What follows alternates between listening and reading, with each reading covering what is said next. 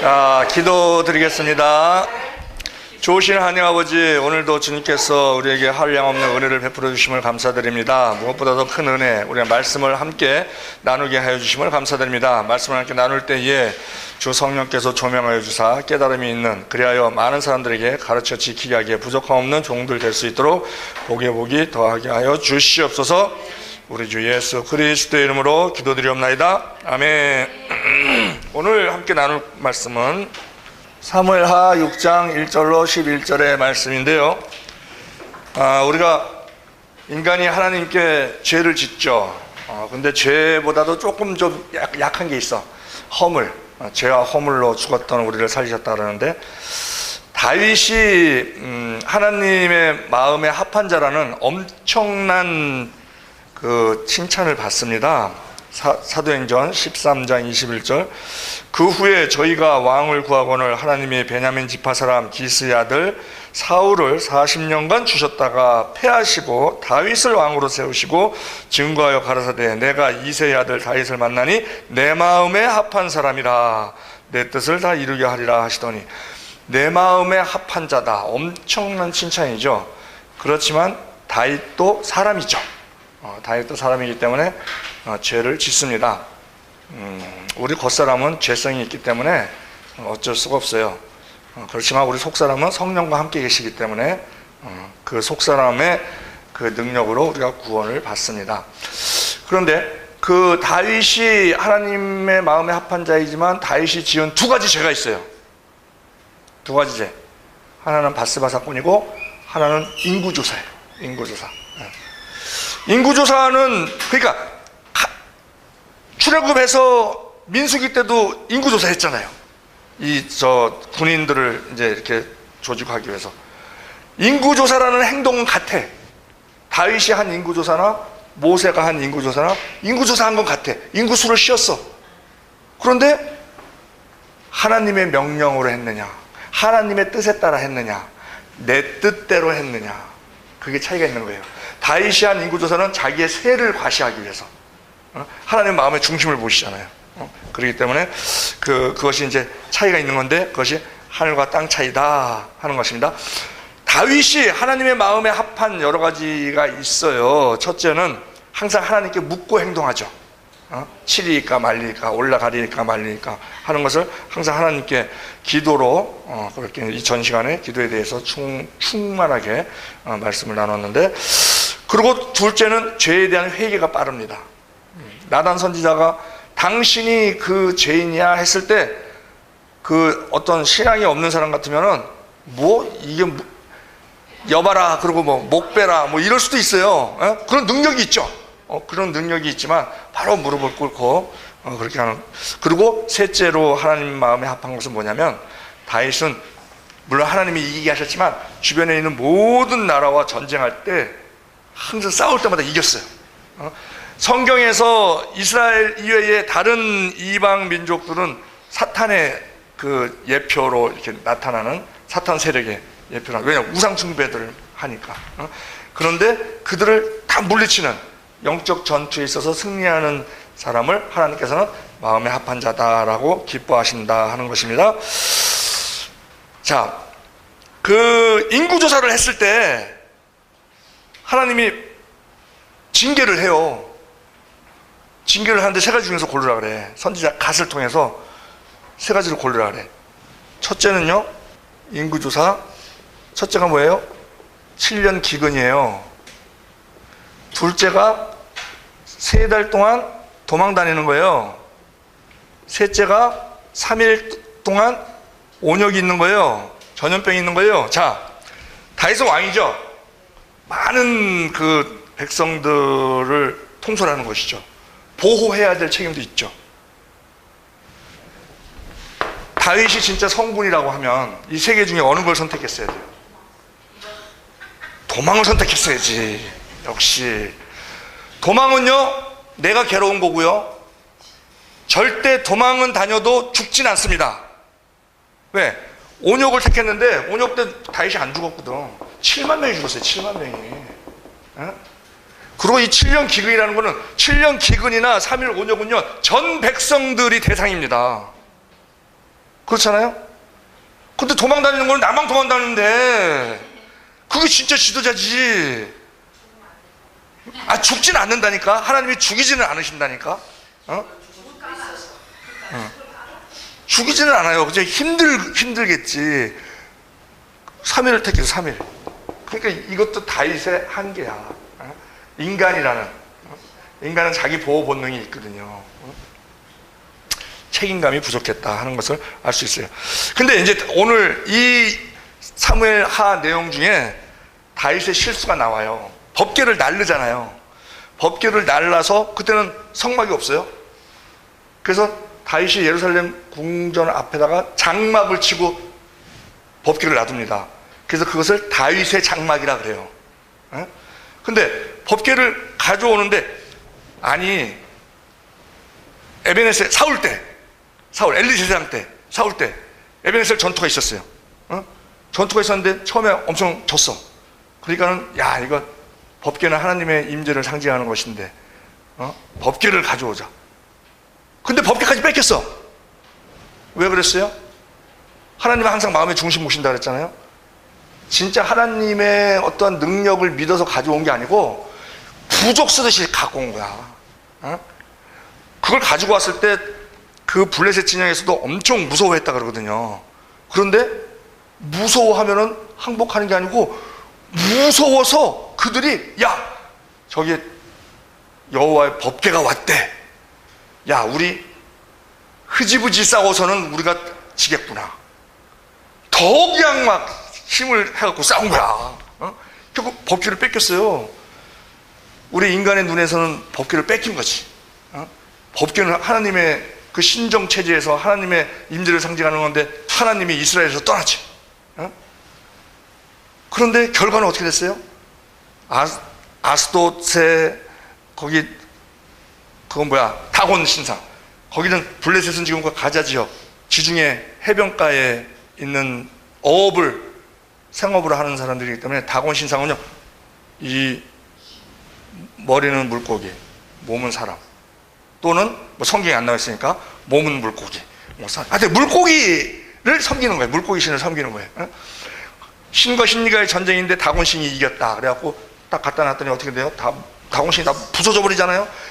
그뿐만이 아니잖아요. 독종이 주먹만한 독종이 사람한테 번져갖고.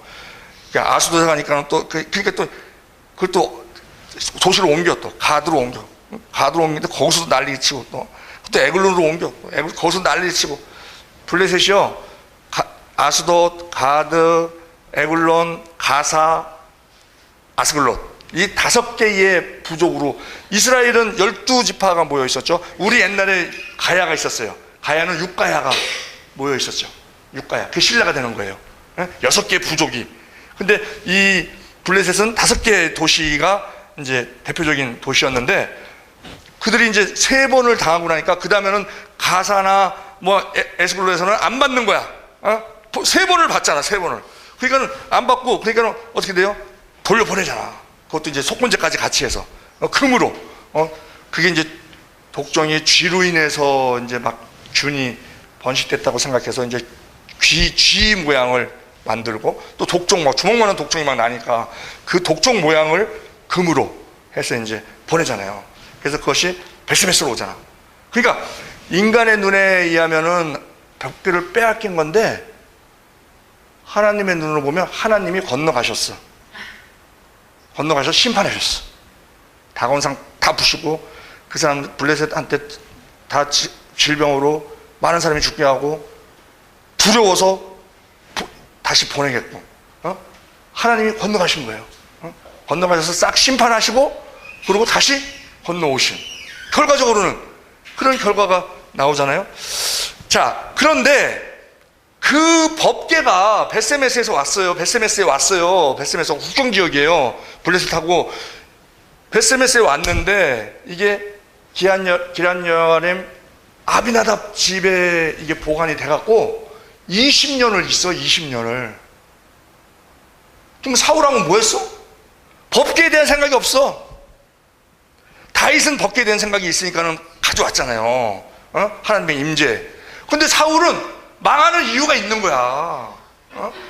20년 동안 자기 그 이스라엘 땅에 왔는데, 법궤가 하나님이 오셨는데, 그거를 아비나답 집에 20년 동안 있는, 사울이 40년 동안 왕을 해요. 20년 동안 있는 동안에 법궤 생각을 안 해. 모실 생각도 안 하고 결국 다윗이 모시러 가잖아요. 하나님의 임재니까 다 모신다 그러는 거예요.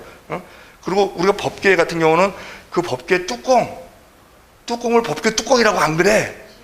시은자, 속죄소, 뭐 뚜껑이라는 건 이거는 경망스러운 말이야. 이게.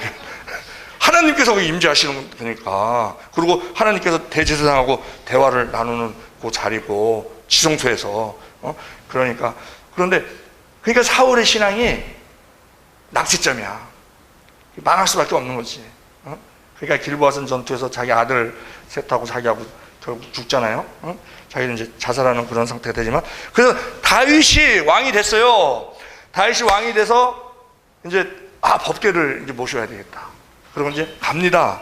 가는데요, 아주 거창하게 갑니다. 아주 거창하게.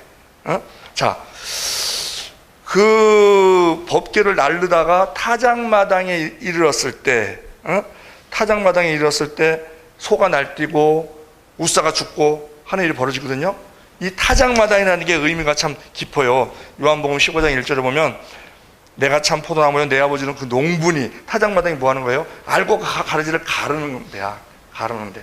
그래서 가라지는 불로 들어가고 알곡은 창고로 들어가는 그러한 이제 영적 의미가 굉장히 큰 데인데, 그래서 이스라엘에는 좀 높은 지역에 이 타작마당이 있어요.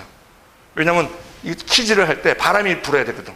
그래야 겨는 날아가고 알곡은 이제 밑으로 무게 있는 거는 떨어지고, 이제 그래서 그렇게 이제 되고, 주변에는 약간 돌담을 쌓아놓고, 왜냐면 곡식이 이제 날아가지 않게 쌓아놓고, 또 가시덤불을 해놓는 경우도 있다는 거예요. 왜? 짐승들이 오지 않게, 들어오지 않게. 이제 그런 타작마당에서 일이 벌어지는데, 법궤를 날르는데, 그 날르는 데 있어서 이 다윗이요, 그러니까 우리가 다정도 병이라 그러지, 막 누구한테 막 잘해준다고, IMF 때 먹자 골목에서 김밥집, 뭐 아이스크림집, 뭐 많이 있었어. 근데 장사가 안 되는 거야. 사람들이 소비 심리가 죽어갖고 안 팔리는 거야. 그러니까는, 근데 김밥은 신이 났어. 막 운동회도 해, 김밥은. 근데 운동회를 하는데, 막 달리기를 하는데, 어떤 김밥은 막 머리를 막 앞으로 놓고 달리고, 어떤 김밥은 머리가 뒤로 가고 달리고, 근데 걸어오는 김밥이 있어. 너는 왜 걷냐 했더니, 나는 양반 김이야. 그런데 이게 장사가 잘 안 되다 보니까 서로 짜증이 나잖아. 싸움이 났어요. 싸움이 나갖고, 라면하고 그 참기름하고 둘이 싸워갖고, 그 라면이 구속되잖아. 참기름이 고소해갖고. 근데 또 참기름도 또 구속됐어. 라면이 불어서. 그러고 이제 그 아이스크림이 이제 면회 갔다가 왔다 갔다 면회를 갔어, 이제. 근데 교통사고를 당했어. 아이스크림이 차가워서. 그런데, 자, 꽈배기가 있었는데, 꽈배기가 있었는데, 김밥이 꽈배기 위로 한답시고 어깨를 툭툭 치면서, 꽈배기가 이렇게 시무룩하게 있으니까 어깨를 툭툭 치면서, 야, 너는 그래도 우리보다 유통기간이 길잖아. 뭐 이렇게 상심해 있어. 근데 꽈배기가, 야, 근데 너희 김밥들은 왜 이렇게 걱정을 안 하냐, 니들. 우린 갈 데가 있으니까 그렇지. 어디? 김밥 천국. 그래갖고 이제 어깨를 툭툭 치니까 이 꽈배기가 화를 팍 내는 거예요. 야, 나 설탕 떨어지면 진짜 끝장이야. 위로 한답시고, 어깨 툭툭 치니까 설탕이 두둑두둑 떨어지는 거야. 요배 친구들이 그런 경우잖아요. 위로 한답시고 와갖고 막 정죄만 하잖아, 막. 그러니까 뭐 욥이 막 뚜껑 열려갖고 난리를 치잖아. 나의 가는 길을 그가 아시나니 나를 단련하시려면 내가 정같이 나오리라. 이게요, 우리 한국교회에서는 고난을 당하면 모든 불순물이 다 사라지고 정같이 나온다, 이렇게 풀어요. 근데 실제 뜻은 뭐냐면요, 욥이요, 의인인데 그에게 병이 있었어. 교만이 있었어. 의에 대한 교만. 그게 무슨 말이냐면요, 나 시험해봐. 내가 불구덩이에 들어가갖고 내가 나오면은 내가 정금이라는 것을 그때 알게 될 거야, 이 말이에요. 얼마나 교만해요. 인간이는 어쩔 수 없는 거야, 인간은. 그런데 이 다윗이 다정도병이라고 하나님의 괴를 모셔온다 그러면서 난리를 칩니다. 첫째, 새 수레를 딱 준비해. 새 수레. 새 거면 좋겠지. 새 수레는 좀 삐걱삐걱해요. 헌 수레는 길이 잘나서 좋지만, 근데 하여튼 그 다윗의 마음이 새 수레를 딱, 그 다음에 3만 명의 병사를 딱 동원해. 아주 국가적인 행사를 하는 거예요. 그 다음에 수금, 비파, 소고, 양금, 재금을 비롯한 각종 악기를 동원해서 막 악기를 불면서 아주 그냥 거국적으로 법궤를 싣고 옵니다. 근데 싣고 오는데 어떻게 됐어요? 소가 그냥 놀래갖고 뛰어서 그거를, 앞에는 이제 그 아비나답 집에 있던 그 앞에는 아비나답 아들 아효가 수레를 딱 잡고, 뒤에는 우사가 수레 뒤를 이제 딱 따라가다가 소가 날때니까 이 법궤가 떨어지게 생겼으니까 우사가 그걸 안 떨어지게 하려고 잡죠. 그러다가 죽어버려.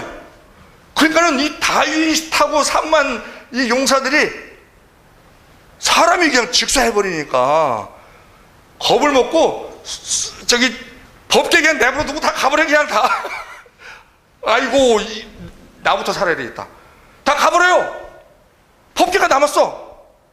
이걸 누구네 집에, 오베데돔 집에 갖다 놓거든요. 근데요, 여러분들이 놓치고 있는 게 뭐냐면 오베데돔이요, 가드 사람입니다.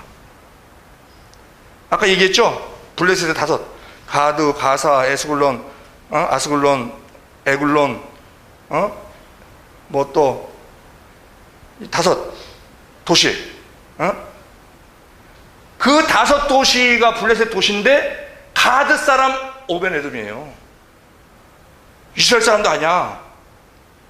다 그 죽는 거 보고, 저기 우사 죽는 거 보고 다윗도 도망가 버렸어. 다윗도 도망가고 3만 용사도 우르르, 그 상상을 해봐요. 그 법궤만 딱 남았어. 이건 완전 죽음의 물건이 되는 거야. 근데 오베데돔이, 내가 우리 집에다 갖다 놓겠다. 다 갖다 놓고, 그러고 나서 그 보관을 해요. 석 달을 보관을 해. 그래갖고 이스라엘 그 역사학과 학자 요세푸스는 그렇게 써놨어요. 그 오베데돔은 이스라엘에서, 그 사람이 가드 사람이지만 이스라엘 베스메스에 사는 거잖아.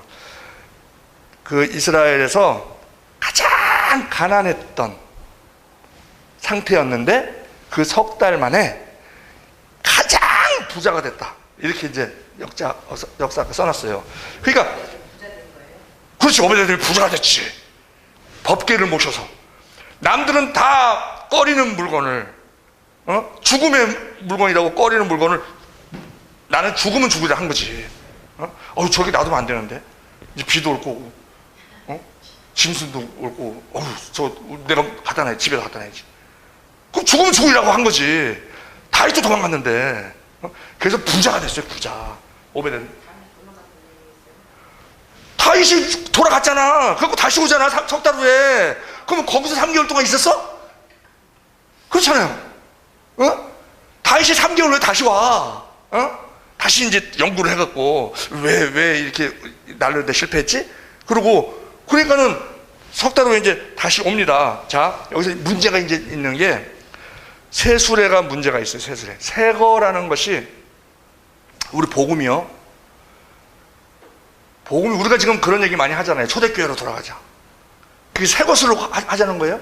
아니지. 옛날에 모범적으로 했던 물건을 유무상통하고, 모이기에 힘쓰고, 모이면은, 기도하기에 힘쓰고, 우리가요, 성경 말씀에 내 집은 만민의 기도하는 집이다라는 말이 있어요.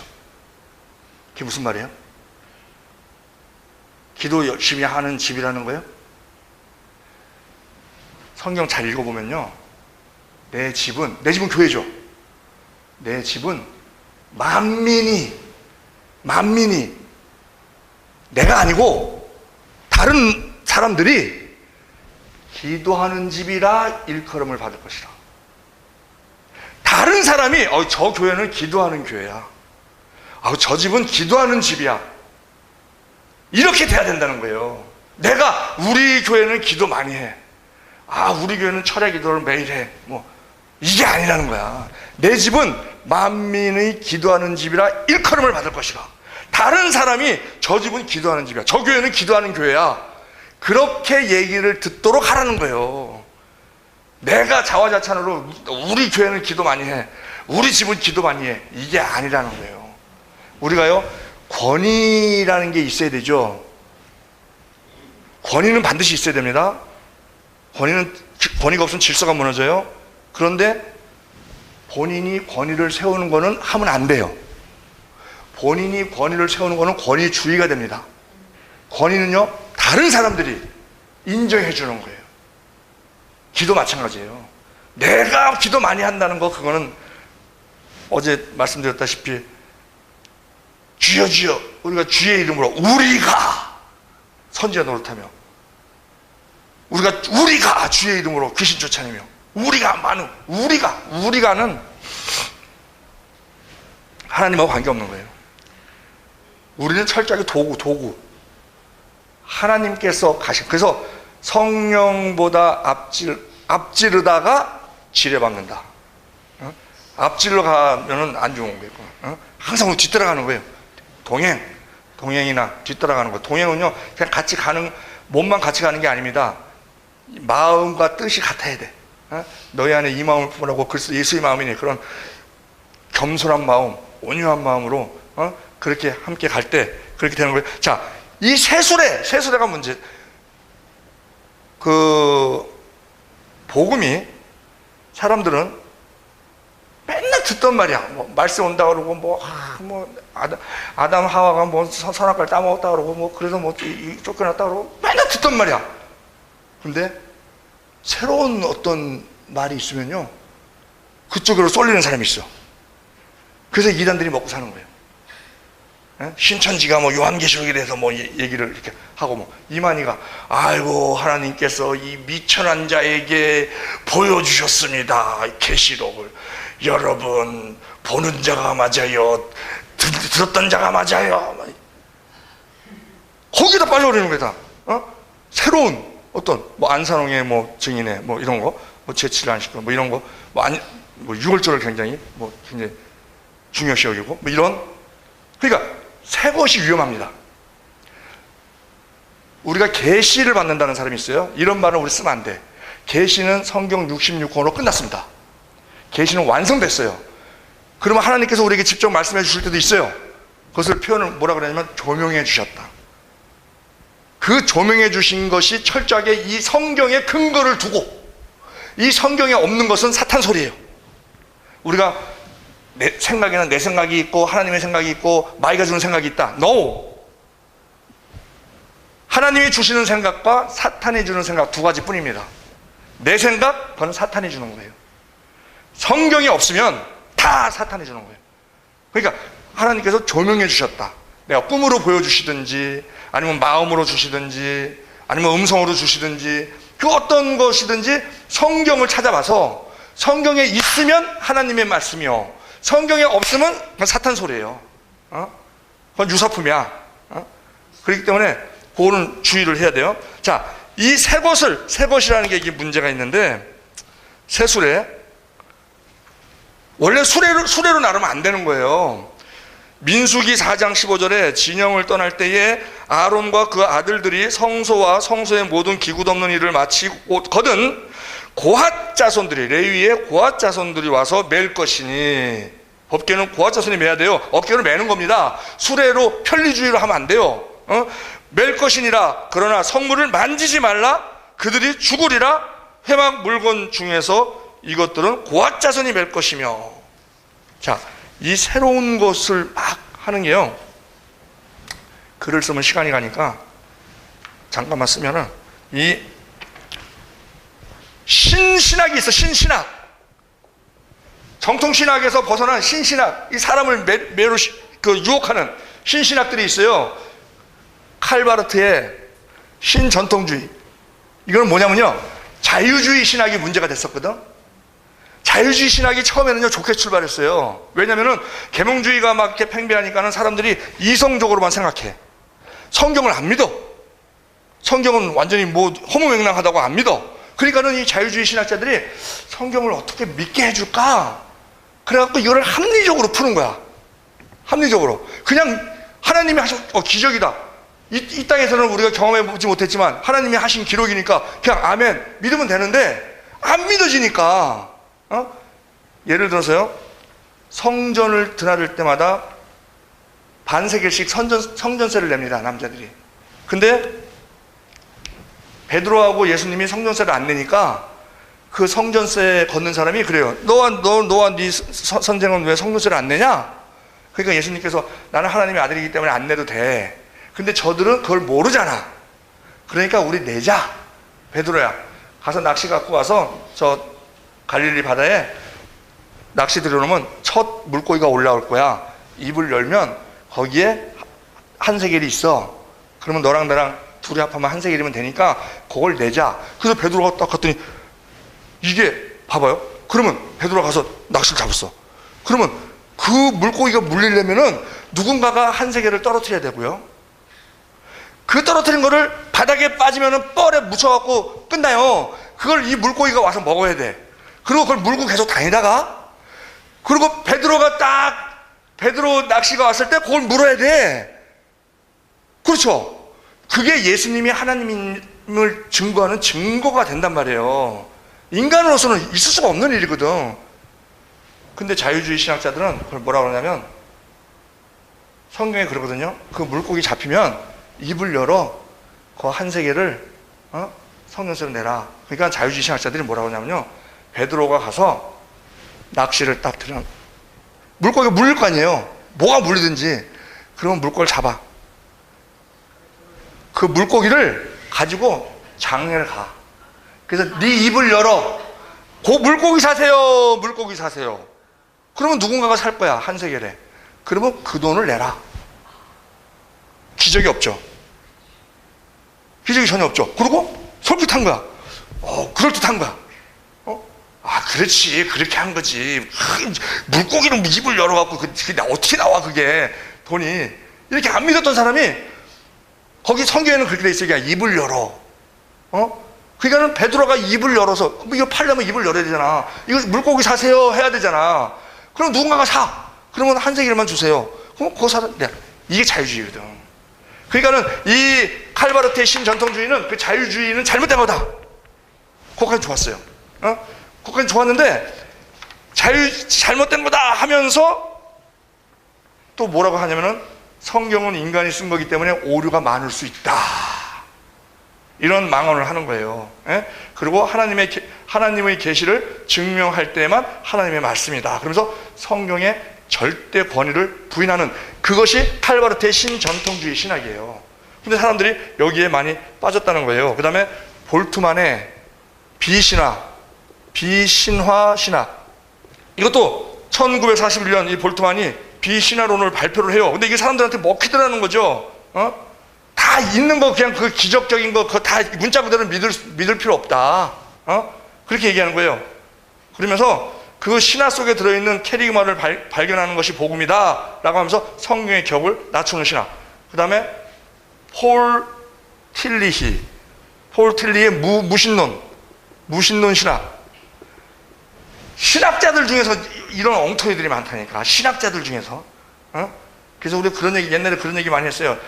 신학교 들어갈 때 1학년 때는 목사 믿음으로 들어갔다가 2학년 때는 장로 믿음으로 됐다가 3학년 때는 집사 믿음으로 됐다가 4학년 때는 이단 믿음으로 나온다고. 이게 무신론. 이게 왜 말이 안 되는 거죠? 그 다음에 알티저의 사신신학. 이게 점점 더 알티저의 사신신학. 이게요 정도가 점점 더 세져요. 그 다음에 플래처의 상황윤리. 윤리는 상황에 따라서 풀어야 된다는 거야. 그래서 상황에 따라 부모를 죽일 수도 있고 상황에 따라 이혼할 수도 있고 상황에 따라서. 그래서 우리가 이 상황윤리가 팽배해짐으로 말미암아 뭐가 죄인지 뭐가 죄가 아닌지 막 헷갈릴 때가 막 있어요. 이렇게 보면 죄고 이렇게 보면 죄가 아니고 잘 모르겠다. 내가 말씀드렸나? 8개국어 말씀 안 드렸어요? 8개국어 말씀 안 드렸어? 처음 들어요? 아이고 세상에, 내가 여기저기 다니다 보니까. 자 봐봐요. 일본말 아리까리 됐으네. 중국말 까오똥, 인도말 알간디 모르간디, 프랑스말 아르송다르송, 독일말 에미모크, 러시아 모르겠는 부스키. 아프리카가 간 거냐? 아프리카는 그거 잘 모르겠다 하는 걸 판결하려면 밤에 해요. 낮에 더워서 못 모여. 밤에 모든 부족이 모여. 그 추장이 있다. 추장이 자기가 최고인 줄 알아. 근데 우리 한국 초장보다 더 높은 사람 있죠. 고추장. 그 고추장 위에 있어. 우리나라 고추장 위에도 있어. 초고추장. 어? 또 그 위에 태양초 고추장. 어떤 추장이 딱 이제 그걸 이게 해요. 그 사람들이 모였어. 마을 사람들이. 그리고 젊은이들이, 자 상상을 해봐요. 창을 들고 땅을 찍으면서 뺑뺑뺑뺑 돌아. 그러면서 오 하면서 이렇게 막 돌아. 상상이 가요? 가죠? 막 돌면서 막 하면서 막 돌아. 그러면서 외치는 게 뭐냐면 잘 모르겠기 때문에 모였잖아. 긴가민가 긴가민가 긴가민가 긴가민가 긴. 그리고 한국말 잘 모르겠다. 내가 8개국어를 한다니까. 이 상황윤리 때문에 나온 말이에요. 상황윤리. 잘 모르겠다. 그래서 죄를 합리화시키는 거지. 물론 정상참작이라는 건 있어요. 하나님은요 죄인은 불쌍히 보시고 악인은 미워하십니다. 거기서 죄인과 악인의 그 기준은 뭐냐면요, 회개하느냐 회개하지 않느냐. 그거예요. 그 다음에 하비콕스의 세속화 문화. 하비콕스의 세속신학. 신학은 세상과 같이 짝이 돼야 된다는 거야. 왜? 세상을 구원해야 되니까. 근데 그거는 말이 안 맞는 게, 우리는 교회는 방주에 방주는 세상을 바다로 표현을 해요. 물 위에 떠 있어요. 물 위에 떠 있지만 물이 들어오면 안 돼. 물이 들어오면 방주가 가라앉지. 근데 교회에 세상적인 문화가 많이 들어와 있어요. 그 중에 하나가 다수결이야. 장로를 뭐 장립한다든지 뭐 한다든지 그러면 투표하잖아요. 이게 인본주의예요. 신본주의는 담임 목사가 기도 많이 하고 그리고 딱딱딱딱 발표하면 그냥 아멘 끝. 근데 이 목사가 문제가 있는 거야. 목사가 성도들에게 이 권위가 없으니까 인본주의를 하는 거예요. 그래서 떠나니까 그렇게 되겠지. 그러니까는 맞춤 서비스. 그게 아니라. 아니, 그러니까 성도들 입맛에 맞게. 성도들 입맛에 맞게 하고, 그래서 설교도 27분만 하고. 근데 설교를, 대형교회 설교들이 27분 해요. 27분 하는 이유가 있어요. 교구 버스들이 있어. 이 교구 버스 운전수들은요, 불신자들이에요. 이 사람들은 시간 딱 되면 출발합니다. 그 시간에 맞춰야 돼. 그래갖고 어떤 목사님은 그러더라고. 저 교구 버스가 사탄이라고. 안 그러면 떠나버려 그냥. 그러면 성도들 집에 못 가. 그래서 27분에 끝내야 돼. 그런 속 내용이 있어요. 겉으로는 모르지. 그러니까 성도들이 긴 설교를 싫어하니까 그러나? 그래서 어떤 목사는 그래. 저기 그 교구버스가 9시, 11시, 1시까지는 교구버스가 돌고 3시부터는 안 돌거든? 그때는 1시간 반씩 하는 거야, 설교를. 그러면서 뭐라 그러냐면, 당신네들은 게으름 피우냐고 늦게 온 사람들이라 더 많이 먹어야 된다고. 교구버스가 없으니까 부담이 없는 거야. 거기 쫓길 필요가 없는 거지. 그 다음에 또 뭐 볼트만의 소망신학. 볼트만의 소망신학. 이 소망신학이요 어디까지 발전하냐면은 이 땅을 지상 낙원으로 만들어야 된다. 그거를 애쓴 사람이 그 중에 하나가 칼막스다. 공산주의. 그것도 같이 이 세상에 행복을 추구하기 위해서 생긴 것이다. 이렇게 얘기를 하는 거예요. 베트남이 호치민이 그 영웅인데, 그 사람이 영웅인 이유는요, 그래서 사이공시도 호치민시로 바뀌고 그랬는데, 그 사람이 영웅인 이유는 베트남 돈은요 다 그 호치민이야. 할아버지 머리 이렇게 수염 긴 할아버지. 돈 액수에 따라서 색깔만 다르고 숫자만 달라. 다 호치민이야. 왜 이렇게 존경을 받았느냐? 인민들하고 같은 집에서 살고 같은 옷을 입고 같은 걸 먹었어요. 김정은이가 인민들하고 같은 먹거리를 먹고 굶으면 같이 굶고 그 다음에 같은 집에서 살고 그리고 같은 옷을 입고 그렇게 산다면 욕을 덜 먹겠지. 근데 계급 투쟁론에 의해서 그냥 확 갈라져 있잖아. 그래서 윗계급은 다 사탄이고 밑에 있는 사람들은 불쌍한 존재들이고 그렇게 돼버렸잖아요. 그러니까 공산주의가 이게 모순이 있는 거죠. 그 다음에 존 희게 종교다원주의. 우리가 많이 듣죠. 존 희게 종교다원주의. 산의 정상을 올라가는데 동쪽에서 올라가도 되고 서쪽에서 올라가도 남쪽에서 올라가도 된다. 길은 많다. 구원에 이르는 길은 모든 종교에 있다. 그 구원에 이르는 길은 그리스도에게 있는데 그 그리스도는 모든 종교에 있다. 그게 종교다원주의예요. 그 다음에 아주 한술 더 떠서 안톤 라베이라는 사람이 있는데요. 안톤 라베이는요 사탄신학이에요. 사탄신학. 사탄교가 있어요. 사탄교. 미국에서 생겼어요. 호주에는요 사탄 바이블이 있고요. 미국에 한 80개 이상 교회가 있는데 한 10만여 명의 그 신자가 있다는 거예요. 사탄교. 예? 이런. 자, 우리가요 우리나라가 색을 좋아해. 그래갖고 젊은이들 뭐 신축 집을 그렇게 좋아한다며. 신축 신축은 비싸죠. 우리가 부동산이 막 다 뜨겁잖아요. 보면은 모든 사람 관심 있잖아요. 어려서부터 가만히 내가 생각해 보니까 어려서부터 그러게 생겼어. 우리가 뭐하고 놀았냐면요 땅 따먹기 하고 놀았어. 어렸을 때. 땅 따먹기 했어요? 안 했어? 안 했구나. 땅 따먹기 했죠? 옛날엔 땅에서 땅 따먹기 이렇게 하고 엄마가 부를 때까지 엄마 저녁 먹으라 부를 때까지 그냥 그래서 땅 아무리 많으면 뭐예요? 저녁 먹으라고 가면 다 없어지지. 그 열심히 땅 따먹기 했어. 땅 따먹기를 했다니까 어려서부터. 이게 잠재의식에 있는 거예요. 그리고 모래에서 놀 때요 두꺼봐 헌집 죽게 새집 따오 재건축 놀이를 하고 있었더라고. 그 동요 중에서 금지곡 해야 되는 게 두 곡 있어. 하나는 자전거. 따르릉 비켜나세요. 저희 가는 전어인 꼬부랑노인. 가사가 어떻게 되냐면요 우물쭈물 하다가는 큰일 납니다 그래.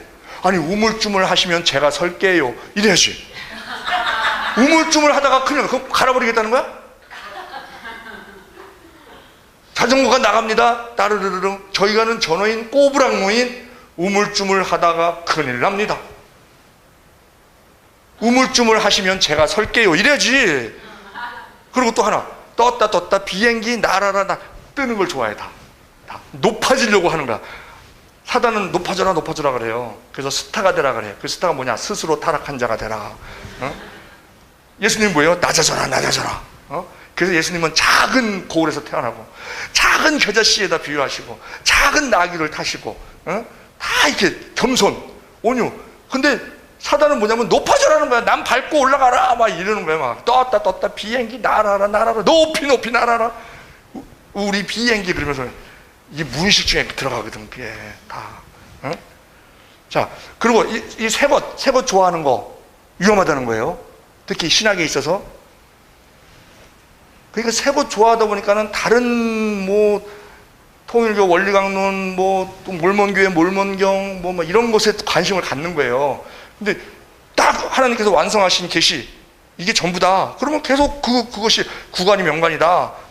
그리고 우리가 본받아야 하는 것은 초대교회 그 신앙이다. 뭐 이런 식으로 나가야지 맞는 것이지. 새 것에 대해서 새 것이 호기심 많은 사람, 지적인 사람 이런 사람들한테 매력이 있거든요. 근데 그거는 패가망신하는 거예요. 자, 두 번째 3만 명을 동원했어요. 3만 명 국민적 행사로. 그리고 왕이 되는 그것을 사울 지파가 반대를 했었거든요. 근데 이제 그걸 제압을 했어요. 그러니까 이제 국민 통합 차원에서 그렇게 했고, 그리고 그 베스베스가 블레셋하고 접경 지역이야. 근데 거기 왕이 맨몸으로 갈 수 있어요? 공격당할 수도 있는데. 그러니까는 이제 호위 차원에서 이제 3만 명을 이렇게 데리고 가는 거예요. 3만 명을 딱 데려갔는데, 이것이 뭐가 문제가 되냐면 이 양적으로 많은 거. 하나님은요, 지금 대형교회 목회자들이 대형교회 다 부러워해요. 왜냐하면 대형교회가 되면 거기는 하나의 왕국입니다. 돈, 권력, 명예, 그게 다 있어요. 왕국이야, 왕국. 성도가 10만 명이면 땅이 그만큼 큰 거고, 성도가 1000명이면 좀 소국이고 그런 거지, 왕국이 형성이 돼요. 그러니까 막 무슨 조폭도 아닌데 막 검은 양복 입고 막 다 이렇게 아침에 갈 때 나름에 서갖고, 왜? 그 사람들은 남선교에서 주로 하는데, 그 남선교 회장이 목사한테 잘 보이려고, 담임 목사한테 잘 보이려고 기분을 맞춰주느냐고 딱 그렇게 하고 그런단 말이에요. 하나님은요, 숫자에 관계 없습니다. 숫자에 관심 없어요. 예수님이 숫자에 관심이 있었다 그러면요, 많은 그 오병이어 다 등록카드 다 받으라 그러고, 오병이어 했을 때, 또 뭐 나사로 살렸을 때 거기 보던 사람들 다 제자들한테 야, 등록카드 다 받아. 그래갖고 어디 큰데 저기 자리 잡아갖고 수시로 모이게 해서 그렇게 하셨을 거예요. 근데 그렇게 안 하셨거든. 바울도 말년에 셋집이더라고. 셋집에서 담대히 하나님의 말씀을 가르쳤더라. 이렇게 나와요. 성경 어디를 봐도 하나님은 수에 관심 없어요. 진짜냐 가짜냐지, 알곡이냐 가라지냐지. 가라지 잔뜩 있어봐야 일만 많아. 그거 다 불태워야 되거든. 일만 많아. 그리고요, 대형교회가 되면 시스템화가 됩니다. 시스템화가 안 될 수가 없어요. 시스템화가 안 되면 관리가 안 돼. 그러면 이 시스템이라는 건 그냥 돌아가요. 담임이 없어도 돌아가요.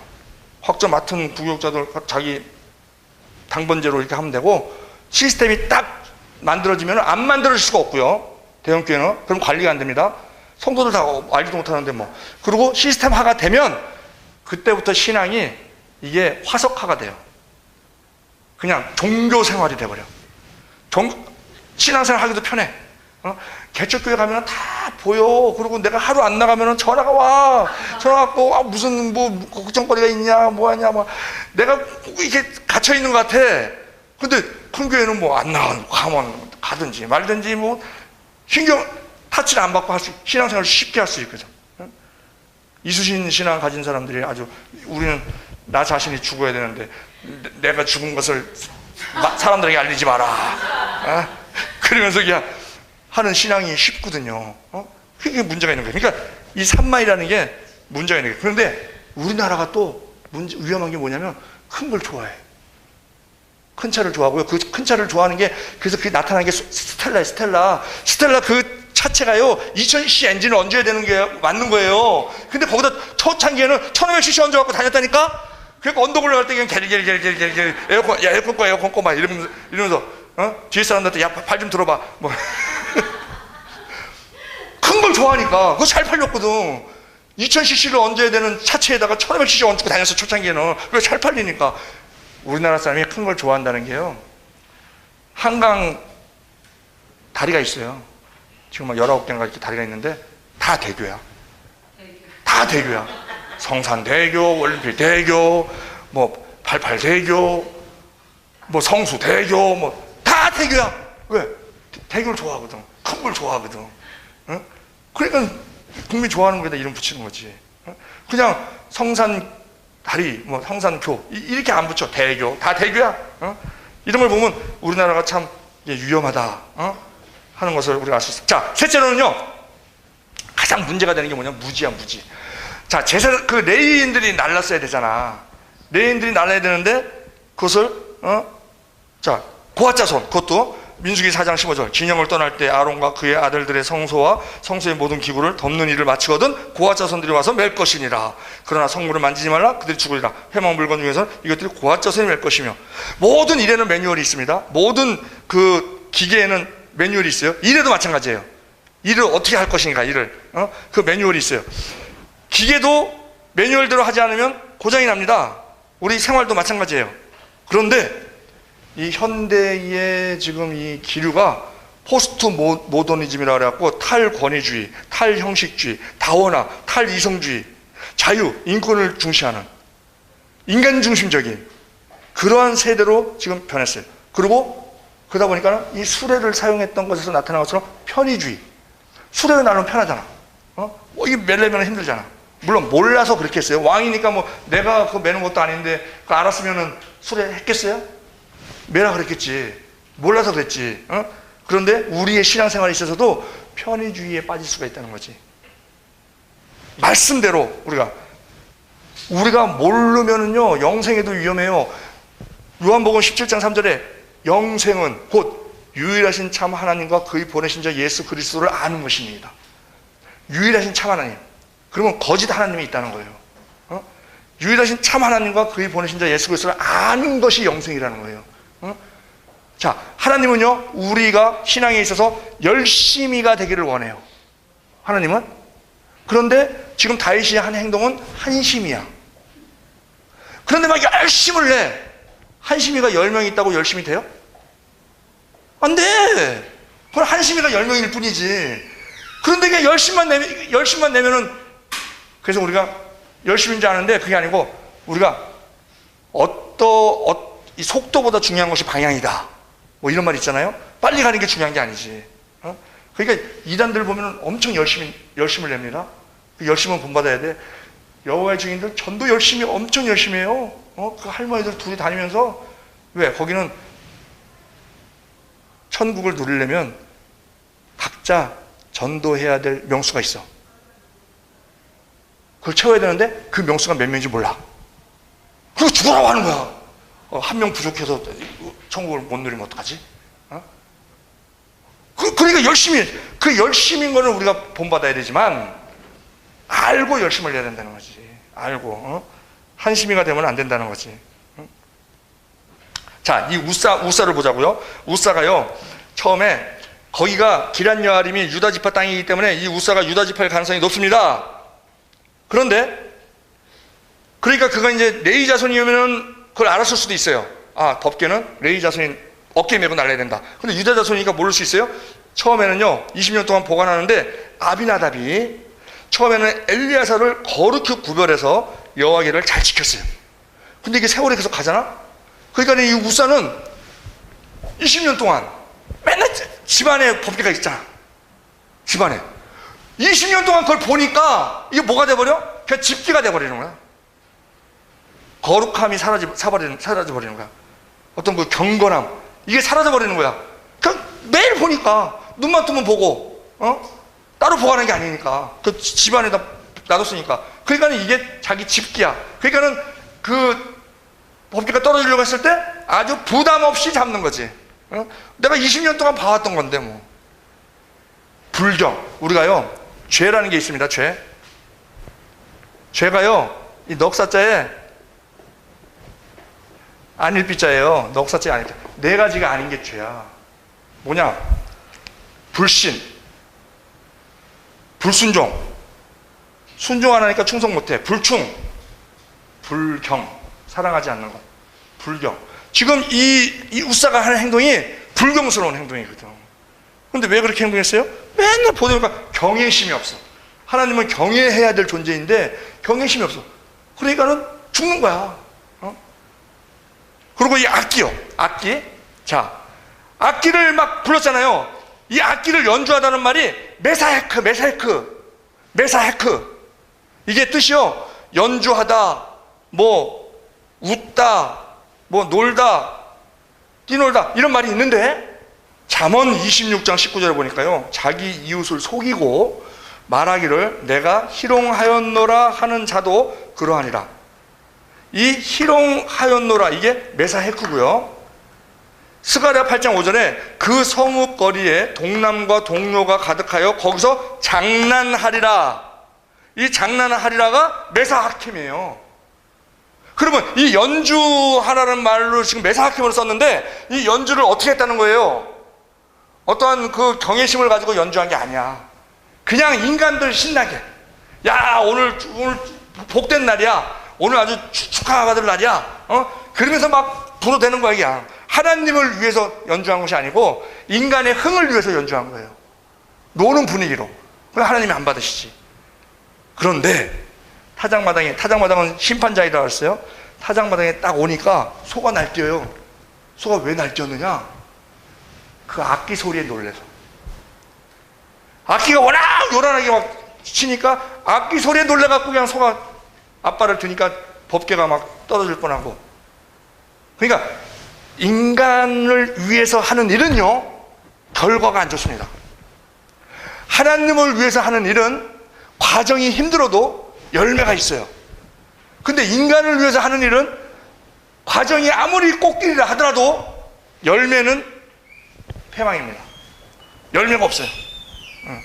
그걸 분명히 알아야 돼요. 자, 그러고 나서 이제 다시 오죠. 다시 와갖고 다시 연구를 했어. 연구를 해갖고 첫째, 성결하게 그 레위인들로 하여금 그 법궤를 매게 하고 제사장과 레위인들을 성결케 해요.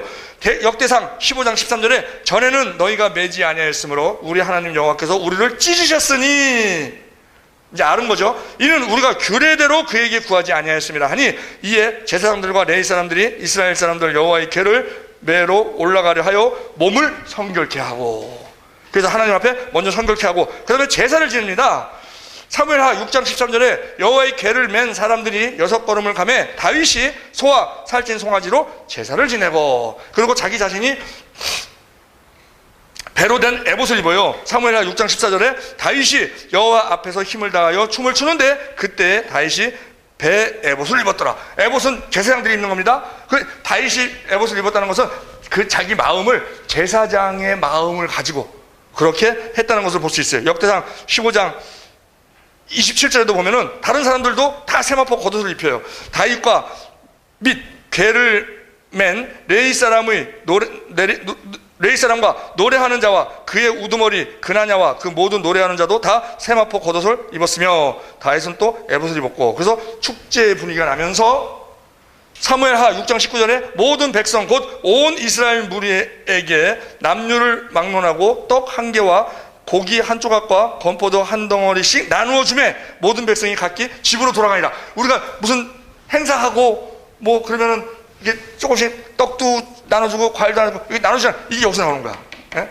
법궤를 딱 나르고 나서 다윗의 장막에 이제 안치를 딱 하고 나서는 막 다윗은 오죽 기쁨을 막 바지가 흘러내리는 것도 모르고 막 춤추면서 왔잖아요.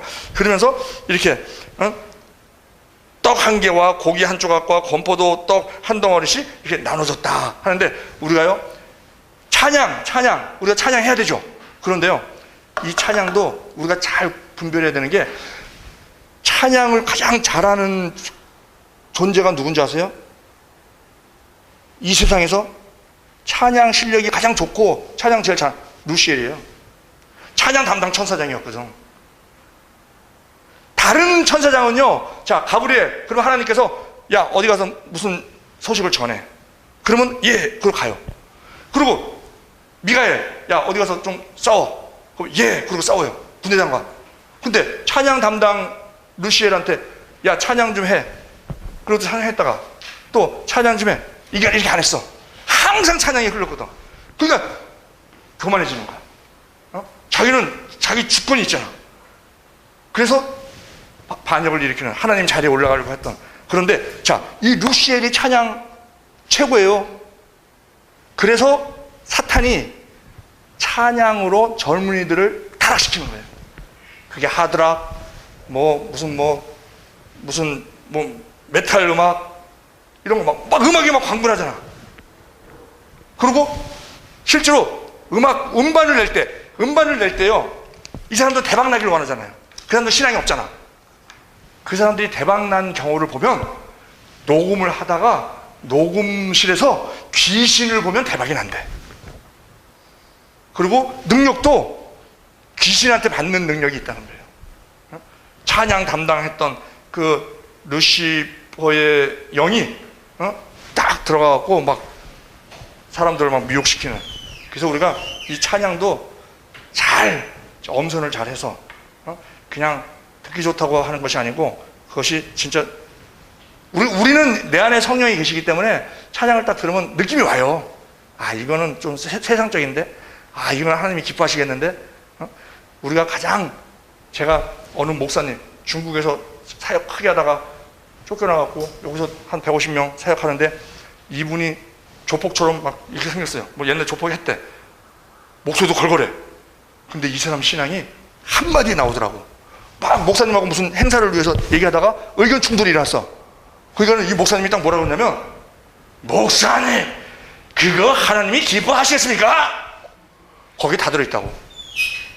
그거 하나님이 기뻐하시는 일만 한다는 거야.